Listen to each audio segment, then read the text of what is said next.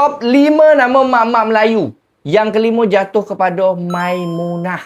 Namanya tu dipanggil biasa ujung aja kalau orang Melayu ni. Munah. Oh, Munah. Angkat kain Munah. Yang keempat jatuh kepada Fatimah. Ini sama ni. Ujungnya juga biasa dipanggil.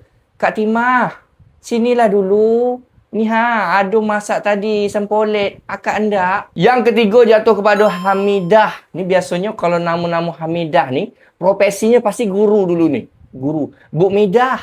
Bu, hari ni masuk, Bu. Betul.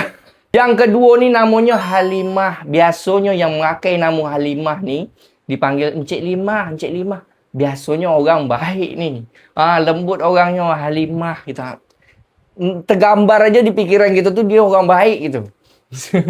The one only. Yang pertama, Minah. Ini nama Minah bukan main banyak dan kesannya tu garang kalau orang Melayu pakai nama Minah ni. Tak tahu kenapa. Encik Minah. Ni bisa tak Encik Minah? Tak ada. Lebih garang pokoknya.